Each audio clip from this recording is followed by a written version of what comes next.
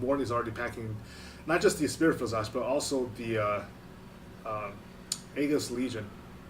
Yeah, he's really worried about that AP damage coming in from Mordekaiser, who already has a dead cap and another. To be fair, we really don't want to see West. TPA doesn't want to see Westor landing his ult on Morning either, because effectively he's a really tinky ADC right now. Yeah, and he's gonna get his. I think the prime target would still be for Lupin, just because it's a lot easier to deal damage if you get like a Ghost in the AD carry. If you can get a spell rotation on Lupin, that's pretty much a free player for HQ. Yeah, it is. It's 6v4, man. That's harsh. Okay, but we do, however, see Westor doing what Westor likes to do best, which is split push with an overfed carry and knocking on the second tier turret. I would point out that Gnar is exactly doing the same thing, and he's doing his job flying the game here. Westor does take down the turret. TVA is not in position to stop them. Ziv, however, is in position to try to stall out Morning.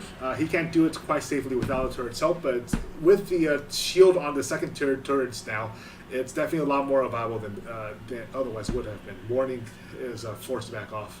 Yeah, and HQ comes out ahead in that turret trade. Definitely better rotations here.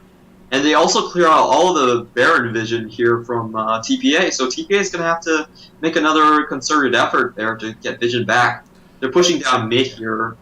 Oh, great hook onto AM, but it's not enough to capitalize off. Instead, they are satisfied with the turret. They're backing off as the TP is cancelled from Ziv. Jay is caught, however. The box slows down AHQ, but it's kind of a suicidal moving how he's saving the rest of his team. Yeah, I really like that Ziv teleport right there. It was just a perfect pincer movement with Sivir coming in from behind with her on the hunt ultimate, and knowing a Maokai is going to teleport right in front of you. That's a dangerous situation. Yep. Chowie does some damage to the green team, but it's like only half of his health, and usually half it would be a lot, but it's a LeBlanc. You expect him to blow up instantly. AHQ is now knocking on the inhibitor. Morning gets kicked in. Nice. Ziv catches it, pins it down to the floor. Morning is, however, really thinking just simply hops off. It does, however, mean that AHQ has the free... no, actually they don't. They take the inhibitor, but now without Lupin knocking Green Team down to a really low health. Oh. Jade gets a hook on Ziv. Ziv goes down. Albus is the next to focus on it. Wins is managed to do some damage onto him, but it's not enough. Chawi is now on HQ side. Westor is being taken down next due to true damage from Winds and Morning adding additional damage. Westor goes down to... No, Jay goes down first. Wow. Green Tea is next. Lupin knocks him down. And actually, TPA comes out of that with an advantage. It's a 4-2 advantage for TPA. Yeah, I felt like Ziv really overstepped his boundaries right there, going under the turret and then failing to come out safely because he got hooked by Jay. I just want to point out like a couple of crucial hooks right there by Jay. The first one was on Ziv, and then he managed to hook and kill steal on Westor, I believe, and then right when he was about to die, he actually landed another hook on Janna, keeping her there. So 3 crucial hooks there from Jay, and this is... I never thought I'd say that Jay is the MVP of a game, but he totally is this one. Yeah, exactly. And this might force a Baron here. Oh! Close. No, close. Baron for TPA. With one fight and a Baron, they've managed to pull themselves back into the game, even a tiny little gold lead for them. Yeah, and here we're going to look at a replay here. Zip goes in, takes too much of the turret. Jake lands the hook there. And Lupin, all the while, is just safely chipping away at the entire team. Yep. Albus goes in and realizes, shit, this is probably not the best idea. Yep. They have the Chowie Ghost, but Chowie Ghost really doesn't do much. J, you kill steal. Yeah, look at that J kill steal. And look here again. Oh, yeah. He's going to do some beautiful peeling for Lupin here. He's the next target for Westor, who's managed to deal... he placed the Westor away. Hooks onto Green Tea at the very last second. Holy... Exactly. That's actually really detrimental to AHQ's game plan right now. It's 33 minutes and they don't have a lead anymore. And they're down a Baron buff. Oh yeah.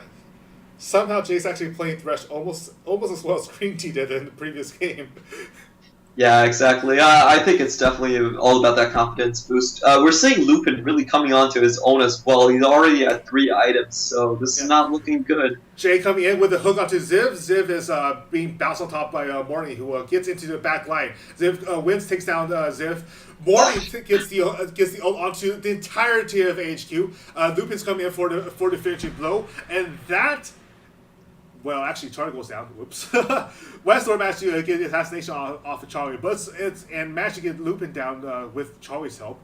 So it's a 2-4 trade in TPA's favor again. Westor can't do much. He has to back off. But TPA is coming up big in this late game. At 30 minutes, HQ is in trouble. This is definitely the ticking time bomb having gone off. Yeah, Ziv really doesn't have enough armor to tank all of Lupin's damage anymore. Lupin's already has that Last Whisper finish, and Ziv's only armor item is a Glacial Shroud, which is not going to keep him alive for long under Rek'Sai, Gnar, and Lupin damage. We could see the difference there. It's like the tanks are just too far apart in farm right now. Okay, so we're going to see this fight again. Gnar lands a 4-man Gnar ultimate and into a 3-man wallop. Oh, that's why Lupin went down. It's the turret damage. Whoops. Yeah, tried to Uzi a little bit too much. Yeah, well, he got the kill. Worth. Definitely a strong worth for TPA right there. And I believe I'm not sure who actually got the dragon. We didn't get to see it right there. But oh well. It was TPA because they got the last dot. Yeah, okay. Yes, I believe that's 2 dragons for them, so they now have the turret damage, which means that their siege is a little better now, especially this late in the game with Lupin at level 15. They have plenty of range to initiate those sieges now. Wiz is just poking to try to chase HQ off. It's no, that doesn't win nowhere. Yeah, we're just seeing HQ's a bit hesitant. They don't really want to fight this. I see. Like we just saw Mr. Albus considering backing right there. They don't need to fight because the minions took down a Nexus turret for them. So that's the job half done right there. Yep. So all they need to do is keep TVA from going back to base. But Charlie is just fed enough at this point with the Rabadons and the Avoid Staff to knock over the minion waves alone. LeBlanc was retuned effectively from original kit to be more effective wave. Yeah, I'm looking at the build here from Mordekaiser, and I feel like I'm not sure about the pickup on Void Staff just because he's really not surviving long enough in the fights. When you see the fight start, he almost has to pop his Zanyas immediately, and we saw in the last fight what happened was TPA just completely ignored Westor in the back, and they went and just killed everyone else, and Westor just popped out of his Zanya and was like, okay, what do I have to do now? Oh, I know, I'll kill Charlie and run away. I almost want to. Oh well, HQ's trying to do it for a fight. They land the twisted advance onto Jay, who is going down. Oh no, he survives. He just backs away because HQ can't actually join the fight with Morning in their faces. Wins goes in with the 2-man knockup. Westor is not being focused, but Ziv is really low now. No kills actually. Wins has the GA, so he's able to go back in. Albus is in Morning's face now, but you don't want to be there. Morning's really thinking Lupin's poking him off. So AN goes down in his stead thanks to the amazing tanking by Morning, who's actually doing a really good job with the Gnar now. Yeah, that's a good build from Wins there as well, just getting the Guardian's Angel, knowing that if they can keep that tank line long enough up for Lupin, Lupin's going to clear out everyone. And we saw kind of that happen there. Sivir, with her short range, she had to go up, and she took a lot of damage she didn't want to take straight to the face from Chowie and Lupin. Yeah. Okay, so we're going to see the fight here again. Yes. Hook onto Ziv. Jay is the main focal point, but he actually walks off. Yeah, Jay can't take... Ziv is like, he knows he can't take the damage, he's just going to flash over the wall straight away. Oh, I see now. HQ was actually held back because they saw the teleport coming in from Morning, and they knew that was about to be... They didn't want Morning to be on top of AN. Yeah, look at Westor right here. He's still full health, he's still doing fine. Chowie comes in and pops... Nope, not yet. Not yet. Green Tea takes a bit of damage here. Wind's still down. Morning is incredibly tanky. I don't understand how he stayed alive so long. And right there, Yeah. he just gets popped instantly by Lupin and Chowie. Yep. Let me see. Where was I've lost my train of thought. Whoops. Play-by-play, moving out mid lane.